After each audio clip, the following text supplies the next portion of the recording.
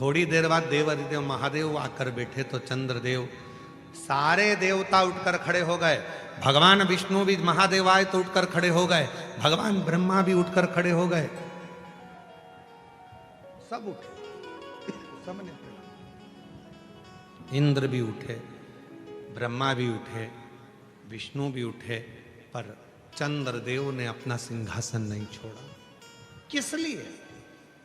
क्योंकि चंद्रदेव को जितने भी लोग मिलते थे वो कहते थे बड़ा सुंदर है चंद्रदेव, बड़ा विद्वान है चंद्रदेव, चंद्रदेव औषधि का देवता है, चंद्रदेव बड़ा सुंदर है, चंद्रदेव बड़ा सुंदर है। अब कौन समझाए कि ज्यादा बड़ाई होती है तो वो बड़ाई जब ज्यादा होने लगती है तो व्यक्ति के अंदर एक अभिमान प्रकट होने लगता है, अभिमान।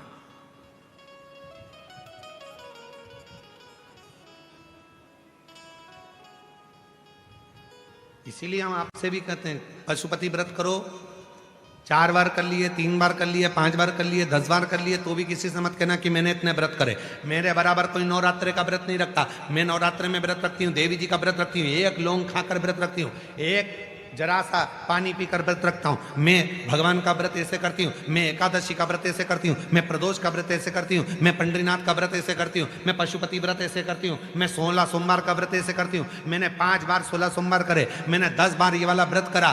कभी मुख से मत कहो, इससे तुम्हारे भीतर अभिमान आएगा। अभिमान आएगा तो मेरा भोलेनाथ तुमसे दूर हो जाएगा, क्योंकि शिव को अभिमान पसंद नहीं है, शंकर को अभिमान प्रिय नहीं। कभी मत कहो कि मैंने इतना व्रत करा, मैंने इतनी साधना करी, मैंने इतना तप करा, मैंने इतना यज्ञ करा, मैंने इतना अनुष्ठान करा, कभी नहीं।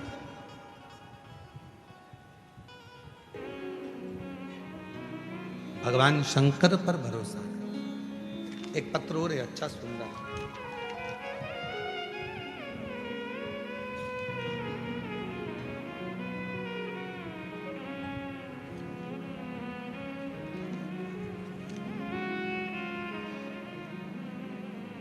पहले फोटो देखो उस व्यक्ति का जिसको डॉक्टर ने हाथ उठा दिए और जवाब दे दिया कि ये नहीं बचेगा। भोजन कर रहा था घर में बैठकर, रोटी का निवाला मुख में रह गया और चक्कर खाकर नीचे गिर गए और हॉस्पिटल में लेकर गए तो बेल्टी पर पटक दिया।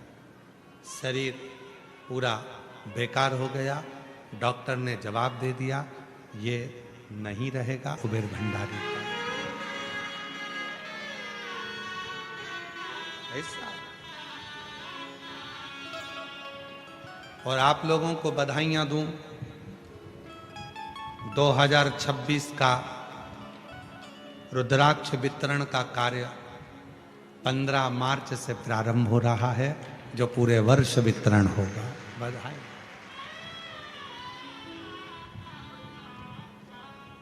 जिस रुद्राक्ष का दुनिया के लोगों को इंतजार रहता है वो 15 मार्च से चालू हो जाएगा और 15 मार्च 2026 से चालू होकर फिर अगले साल तक रोज प्रतिदिन सुबह 10 बजे से शाम को 5 बजे तक कुबेर भंडारी की भूमि पर जाओ, कुबेरेश्वर धाम पर जाकर कंकर शंकर पूजन करो, हाथ फैलाकर अपने लिए अपनी कामना कर कर रुद्राक्ष लो और उस रुद्राक्ष को धारण करो, पानी में गलाकर तांबे के कलश में रात भर रखकर सुबह शिव जी को चढ़ाकर उसका आचमन करो, तुम्हारे शरीर के लिए भी श्रेष्ठ हो। अपने गले में कुबेरेश्वर धाम का एक रुद्राक्ष जरूर धारण करो। जरूर। कौन कौन पहना है रुद्राक्ष? हाथ उठाओ जरा। सभी पहने? अरे वाह, रखो रखो, शिव कृपा। पहनना चाहिए।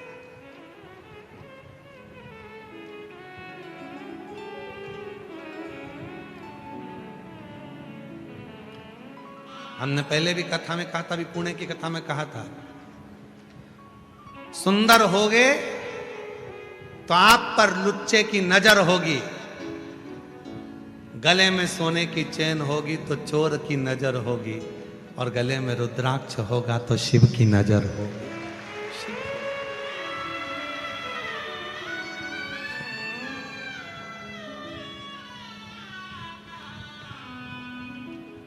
और जो जैसी भावना लाया वो वैसा ही फल पाया, नहीं खाली उसे लौटाया वो मन ही मन हर्षाया, और कर दिया माला माल काशी वाले ने, लुटा दिया भंडार काशी वाले। एक विश्वास, एक भरोसा, एक दृढ़ता जब हमारे भीतर हो, शिव के प्रति शिव संभाल लेता है। शिव संभाल, आप उसके आश्रित तो हो, आप उसकी शरणागति तो ग्रहण करो।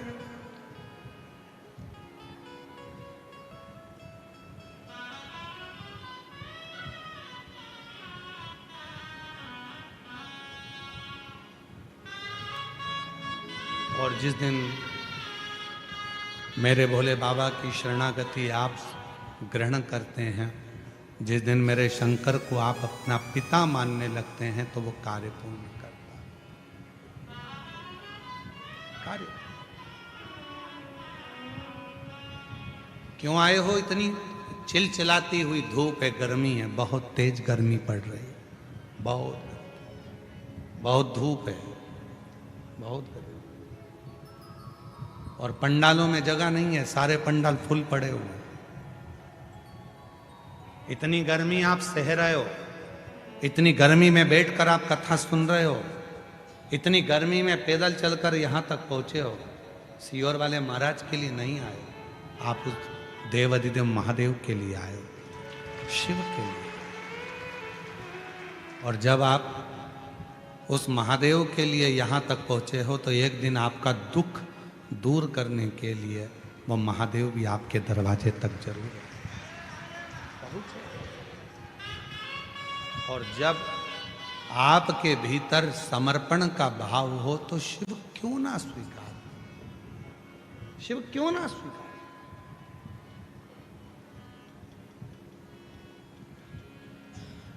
चंद्रदेव, देवाधिदेव महादेव का आगमन हुआ, पर चंद्रदेव खड़े नहीं हुए, शिव स्वीकार। शंकर का जो भक्त होता है वो मान अपमान दोनों को सम समझता।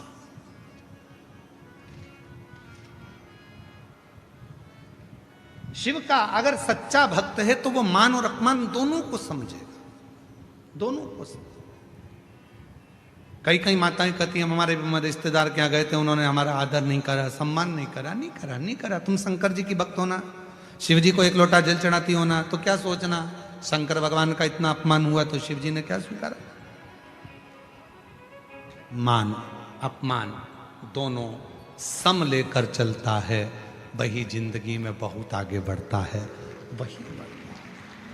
भगवान शंकर को देवों के भी देव महादेव कहते हैं, सारे देवताओं को देवता कहते हैं, पर भगवान शंकर को देव अधिदेव महादेव कहते हैं।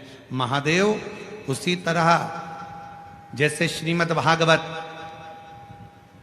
विष्णु पुराण, भविष्य पुराण, अग्नि पुराण, नर्मदा पुराण, कूर्म पुराण, लिंग पुराण, ये सारी पुराणों की गिनती में आती है, पर केवल एक पुराण ऐसी है जिसको महासंबोधन से संबोधित किया गया, वो शिव महापुराण है।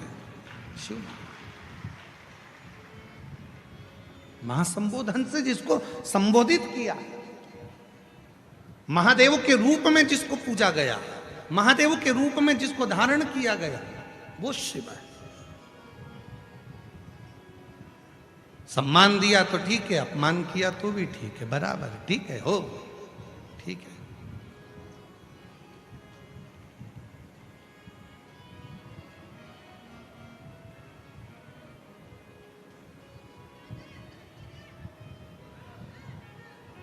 वो शंकर का नाम जब जिह्वा पर आए, होठों पर आए, मुख पर आए, समझ लेना मेरे शंकर भगवान आपका कल्याण करना प्रारंभ करना चाहते हैं, इसलिए आपके मुख पर शिव नाम। और आज एक बात और कहना चाहते हैं, इस भुसावल की भूमि पर आप लोग उसको स्वीकार करना, इस बात को।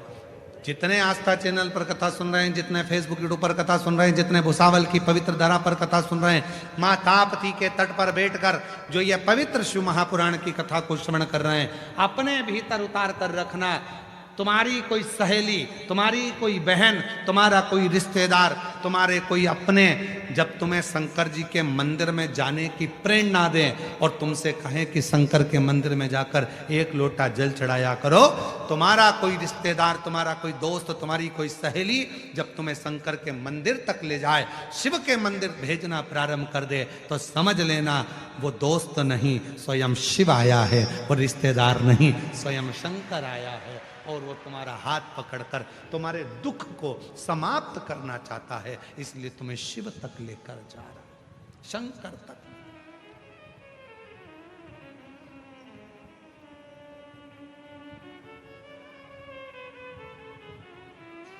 वो आपको शिव तक लेकर जा रहा है, शिव तक भेज रहा है, शंकर तक पहुंचा है।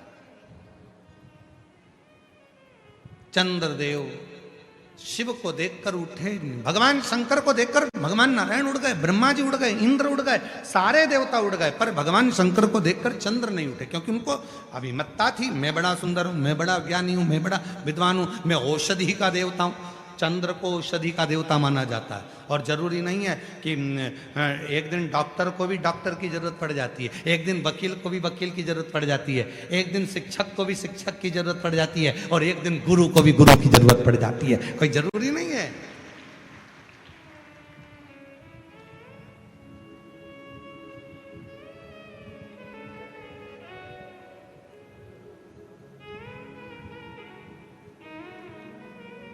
चंद्रदेव औषधि के देवता हैं, और जब बीमार पड़े, दक्ष प्रजापति ने श्राप दिया, पूरा शरीर गलने लगा, तो उनकी औषधि काम क्यों नहीं हुई?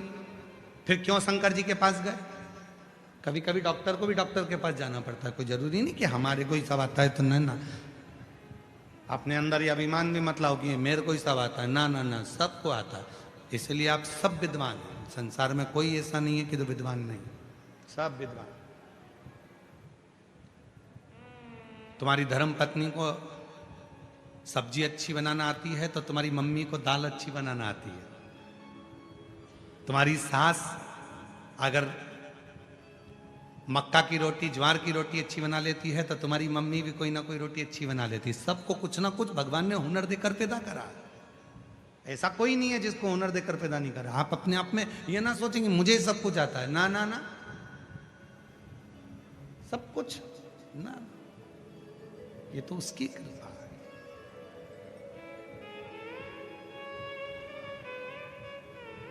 और कितनी सुंदर बात रामचरितमानस में मिलती है। कहा हनुमान जी तुम्हारे पास में वो बल है कि पूरी सेना को तुम समुद्र के उस पार ले जा सकते हो, पूरी सेना। हनुमान जी ने मन में सोचा कि ये सब मुझे ही महान बना रहे हैं, हनुमान हनुमान हनुमान हनुमान। हनुमान जी ने सोचा कि केवल मुझे महान मत बनाओ, जो राम जी के काज में आ गया वो सब महान है। तो हनुमान जी ने कहा कि केवल मैं ही नहीं कि मैं तुम सबको सेना को उस पार ले जाऊं, हमारी सेना में नल नील ऐसे हैं जो राम नाम लिखे पत्थर भी अगर हाथ लगाकर फेंक देते हैं तो वो पत्थर भी तैर जाते हैं। हनुमान जी ने उनको भी महत्व बता दिया, उनको भी महत्व। और कितने विद्वान थे हनुमान जी महाराज, जरा विचार करिएगा। हनुमान जी की विद्वत्ता पर थोड़ा ध्यान दीजिएगा कि हनुमान जी महाराज कितने विद्वान थे।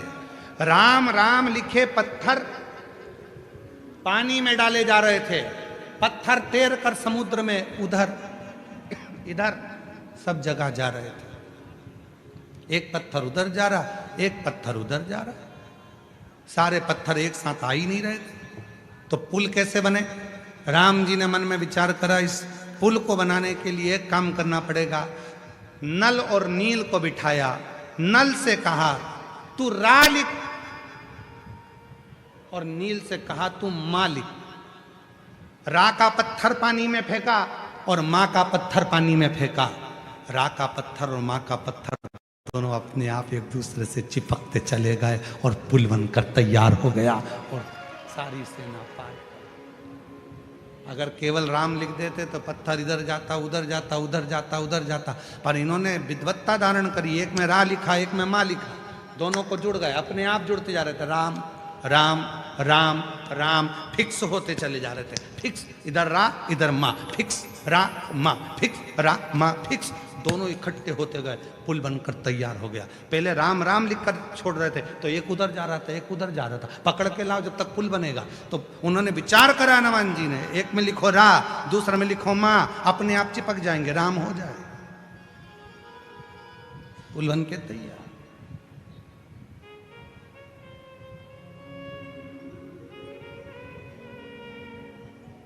तो ये ना चंद्रदेव के भीतर होता है। कभी कभी ऐसा मन में भाव आ जाता है कि मैं ही श्रेष्ठ हूं। ना ना, प्रभु आपकी कृपा से सब काम करते हो भोले बाबा, मेरा नाम हो रहा है, करते हो भोले बाबा, मेरा नाम हो रहा है, भोले आपकी कृपा से सब काम हो रहा है, शंभु आपकी कृपा से सब काम हो रहा है। कोई नहीं करता, करने वाला शिव है, केवल शिव। कौन करेगा?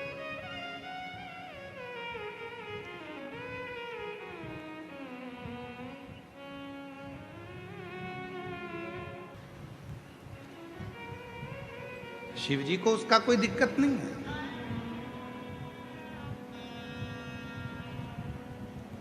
जो शंकर भगवान का परम भक्त होता है, जो शिव का परम भक्त होता है, वह मान अपमान दोनों को सम रखता है।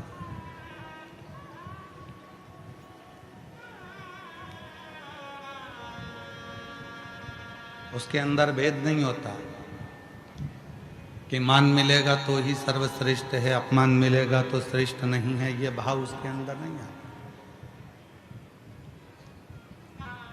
शिव जी ने कुछ नहीं कहा, सभा पूरी हो गई, सब चले गए, पर व्यक्ति का जो किया गया कर्म है वो उसका पीछा नहीं छोड़ता, वो उसके सामने आ ही जाता। फिर निवेदन करें कि मत बुरे कर्म कर बन